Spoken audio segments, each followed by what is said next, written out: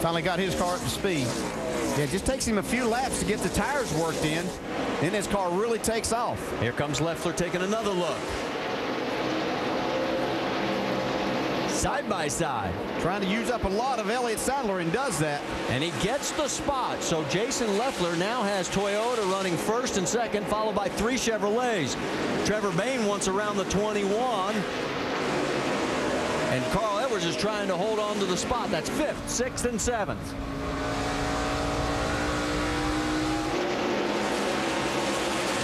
Further back, you could see there is Joey Logano back out on the track. Logano shown in 13th alongside of Menard and Josh Wise.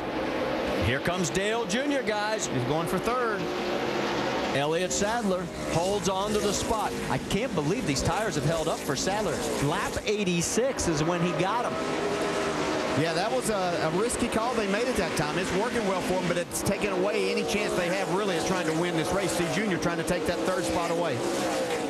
The man up front is still Kyle Busch. Remember, he won the truck race coming from the back of the field just Wednesday night. Last year, he almost pulled off the triple. This was the one he missed last year. Flag, yeah, white flag. Next time by here we go. Final lap for Kyle. It looks like it's going to be the record-tying 10th. He's through turns 3 and 4. Here he comes. Kyle Busch is now 2 for 2. Guys. Way to bring it home. There you go. 61 to victory lane, boys. Behind him, it's Leffler with his best finish of the year. Sadler, Earnhardt Jr., Edwards, Bayne, Boyer, Sorensen, Kligerman, and Logano. That rounds out your top 10. And Willie Allen in 11th, his best run of his nationwide career. Okay, he's knocked out a truck win and now a nationwide win. He can get the triple this weekend if he can win tomorrow night. Well, he's going to have his work cut out for him because he's going to be starting 19th in the Cup race. That's nothing for him. Well, that's true. After coming from the back of the field, I've got 500 laps to get it done tomorrow night. Just 500 more chances to get rammed up into somebody else's mistake, too.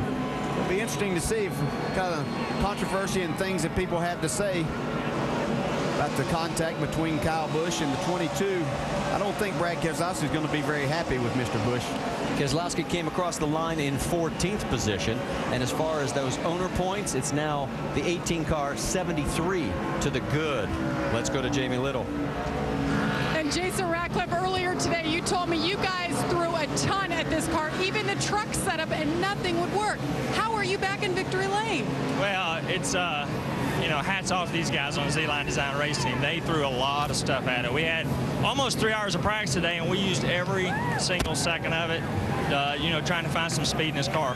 And thankfully, we finally found it. But praise the Lord for the opportunities He's given us in life. And it's just an honor for me to, you know, work with such a great race team and to work with a great driver like Kyle. We've been really close at this place a couple times, and to finally be able to get one, I just can't tell you what that means.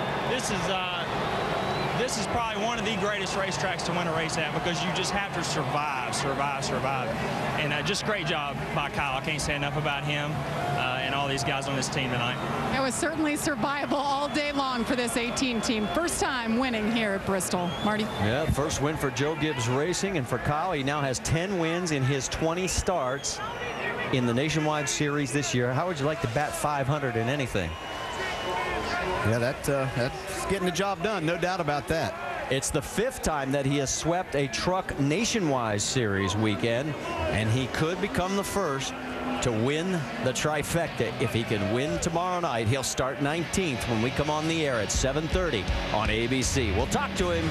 Come on, baby, catch me. Kyle Busch now has 8 wins here at this half-mile track, 3 in Cup, 3 in Truck, and now is second in the NASCAR Nationwide Series.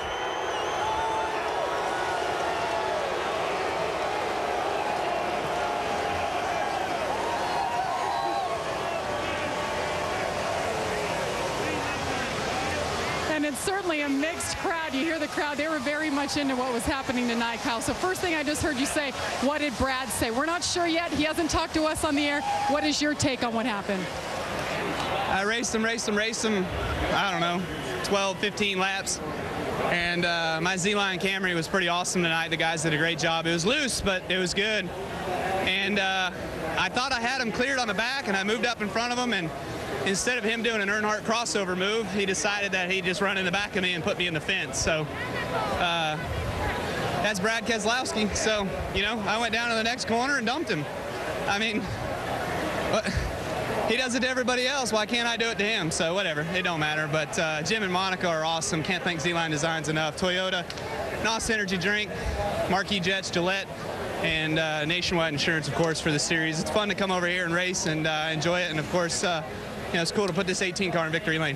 Kyle, people love to watch you come from behind. And this morning in practice, you guys were frustrated. You were 24th. You tried so many different things, even your truck setup.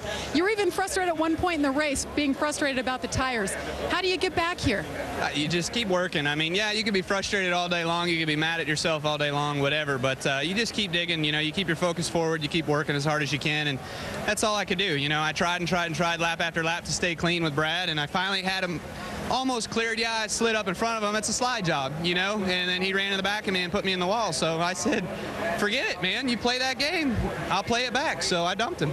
Kyle, your 10th win this season, and you're not done yet. You're going to be in this car for the majority of the rest of the races. How much are you thinking about history? You've tied the record now. You're looking to break it. That's pretty cool. I forgot all about that. It didn't matter to me. You know, what's more special is this car, and this is 61. This car is won now at a half mile, a three-quarter mile, a mile and a third, a mile and a half.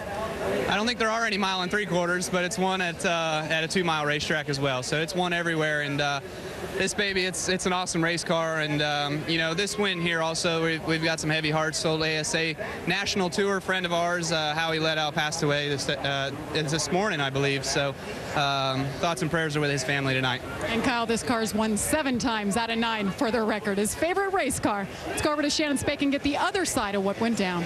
That's right, standing here with our points leader, Brad Keselowski. Kyle Busch just basically said you got into him and then he dumped you. What was going on between you guys this evening? It's hard racing, man. You know, going for the win. You know, I was on the outside, he was on the inside. He got a great run through 1 and 2, and he did a good job and got up, almost cleared me, and kind of took it for granted that I would lift to let him in line, and I didn't. So, you know, that's his right. I'm going to sit here and complain about it. We're going to go to work with our discount Dyer Dodge and try to beat him next week and the week after and every other week. Brad is watching the video right now, the replay of this. Brad, you're on probation. Do you think Kyle took advantage of that fact here tonight? Oh, yeah, absolutely. I mean, you know, I got my hands tied behind my back, but I'm not going to complain about it. We're just going to go to work and try to win races and win them the right way. Brad Keselowski, still your points leader, guys. A lot of drama on the racetrack tonight. Bristol, gotta love it. Well, and Brad has always said, you know, when it's my turn, and he just takes it. He's accepted it. He said he's going to move on, but he'll remember. He races hard. He's not going to retaliate in any way. He's going to race hard. Like you said, he's going to try to win them the right way. And, you know, I really admire the way he's handling this, because that'd be kind of hard to take after leading the race all night. Yeah, but both of these guys are they're competitors. They're young, talented drivers, and they're going to find themselves in this situation many more times in their career, and it'll be up to them to work it out. And, you know, NASCAR is letting these guys do that, work it out among yourself and see what can happen. But really, really hard racing, and, you know, they both kind of stated how they feel about it. Hey, Doc, let's talk to the man who had a great comeback tonight after being a lap down. And this is the Dale Earnhardt Jr. we're accustomed to seeing. Junior, a lap down, and you just drove this thing all the way back to 4th place for the finish. A great night for you. Yeah, we had a good car. We just needed long runs, which you're not going to get here. But the restarting on the inside was really tough. I was hoping for a green-white checker there at the end, because we was sitting 4th, and that would have got us a couple more spots back. But that was a fun race, you know, and I had a great car. I want to thank Realtree and GT Vodka and all our sponsors, all our supporters. That was the way that car should run every week, and I was glad to be able to drive it. Pops did a great job setting it up, working on it all night. The guys had some good stops, so real happy with that. You talked about how good the car was. Now listen up, Junior Nation. Listen very carefully. How is your Cup car for tomorrow night? Oh, well, I ain't going to make no predictions, but I think the car drove a lot similar to the one I got tonight. So we know a lot more about with the racetrack and what it's going to do, I think, at night. So I feel pretty good. I could roll around the bottom today in practice. A lot of guys were using the top of the racetrack, and I think you know, we worked pretty good on the bottom all night tonight and made up a lot of time, and hopefully the car will work good there tomorrow night. You went over and talked to your protege, Brad Keselowski. What'd you say to him after what went on here tonight with him? I just told him he's going to be around here for a long time, not to make a tool out of himself. But I guess they said he did all right. So that's hard racing, man. I mean, you know, I saw the replay, and you know, that's hard racing. So. You know, I'm sure that ain't the end of it, but it's pretty interesting. All right. I'm sure it's not. They had a nice little conversation down here, guys.